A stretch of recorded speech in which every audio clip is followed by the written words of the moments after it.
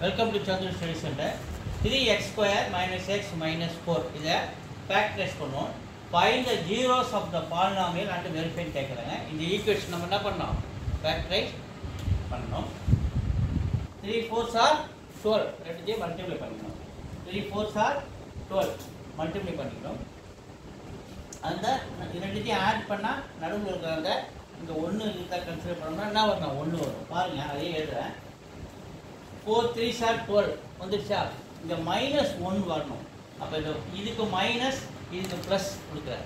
-4ல் +3 போயிடுச்சுன்னா -1 ஆன்சர் வந்துடுமா? அப்போ இந்த -x இருக்கிற இடத்துல இது ரெண்டுத்தையும் எழுதுறேன்.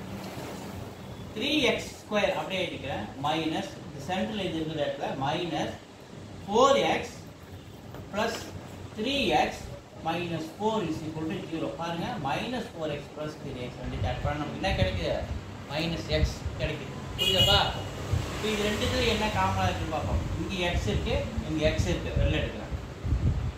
வெளில எடுத்தா மீதி இங்க என்ன இருக்குது? 3x இருக்கு. ரெண்டுத்தையும் மல்டிப்ளை பண்ணா நமக்கு ஆன்சர் x is மைனஸ் இங்க x வெளில எடுத்துறோம். மீதி இருக்கு 4. இந்த டேர்ம் அப்படியே எடுத்துங்க எழுதுறேன்.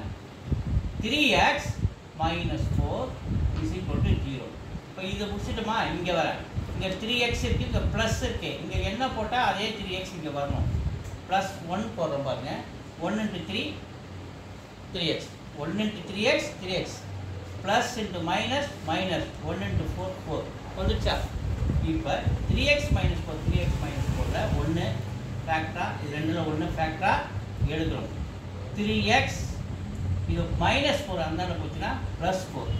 எக்ஸோட வேல்யூ வேணா 4 மல்டிப்ளை பண்ணுறது ஈக்குவலுக்கு வந்து டிவைட் பண்ணுது. ஓகேவா? எக்ஸோட வேல்யூ கிடைச்சிச்சா? இது நம்ம ஆல்ஃபா வேல்யூன்னு வச்சுக்கணும். 4/3. இப்போ இங்கே எழுதுகிறேன் x + 1 ஒரு ஃபேக்டராக எழுதுகிறேன். x + 1 = ஒரு 0. இந்த +1 அந்தாண்ட போச்சுன்னா எக்ஸோட வேல்யூ -1. இது என்ன எடுத்துக்கிறேன்? பீட்டாவோட வேல்யூ -4 நம்ம வச்சுக்கிறோம். ஆல்ஃபாவோட வேல்யூ பீட்டாவோட கண்டுபிடிச்சோம். இப்போ sum of the zeros alpha plus beta சொல்லுங்க.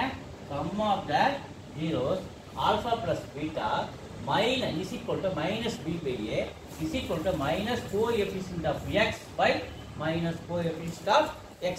இங்க நம்ம abc வேல்யூ கண்டுபிடிப்போம். இங்க a ஓட வேல்யூ, b ஓட வேல்யூ, c ஓட வேல்யூ என்ன நம்ம பார்க்கணும். coefficient of x² ஓட வேல்யூ 3 a வாவும், coefficient x ஓட வேல்யூ என்னது? -1 b ஓட வேல்யூ ஆகும். கான்ஸ்டன்ட் c வந்து -4 ஆக நம்ம எடுத்துக்கணும். இப்போ ஃபார்முலா போறேன். Alpha plus beta. இந்த ஆல்ஃபாவோட வேல்யூ 4/3, ஆல்ஃபாவோட வேல்யூ 4/3 ப்ளஸ் பீட்டாவோட வேல்யூ -1 இஸ் ஈக்குவல் டு இந்த ஈக்குவல் பண்ற இந்த ஃபார்முலா கூட மைனஸ் b ஓட வேல்யூ என்னது? -1, a ஓட வேல்யூ 3. இது கூட கம்பேர் பண்ணி சொல்றேன் பாருங்க. ஃபார்முலா வர minus coefficient of x, coefficient of x என்னது?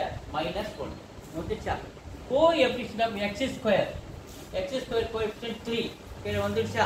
அப்ப இந்த ஆன்சர் இந்த ஃபார்முலாக்கு ஈக்குவல். வெரிஃபை. ஓகே. அடுத்து இதனுடைய ஆன்சர் பாருங்க. கிராஸ் மல்டிப்ளை பண்றேன். இது பிளஸ் மைனஸ் என்ன மாறுறாரு? பிளஸ் மைனஸ் என்ன மாறுறாரு?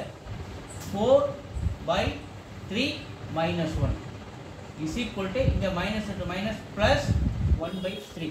இதை கிராஸ் மல்டிப்ளை பண்றேன். 4 - 3/3 4 - 3/3 is equal to எதுக்கு சமம்? 4 1/3க்கு சமம். ஏன்னா 4ல -3 போச்சுன்னா 1/3. ஆல்ரெடி இது மைனஸ் மற்றும் பிளஸ் 1/3, இது ஒரு 1/3 வந்து போச்சு. அப்போ ரெண்டும் ஈக்குவல்.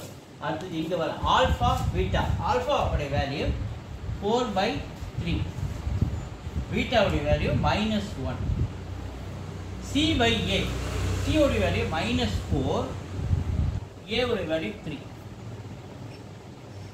இது மைனஸ் இங்க பிளஸ் இருக்கு, இங்க மைனஸ் இருக்கு. ஆன்சர் -1 கூட மல்டிப்ளை பண்ணா 4/3. இங்க -4/3 ஆல்ரெடி இருக்கு. இந்த c/a என்னது? Constant by coefficient of x² equal constant term -4 coefficient of x² 3 வந்துச்சு. அப்போ இந்த ஃபார்முலாவுக்கும் the answer to equals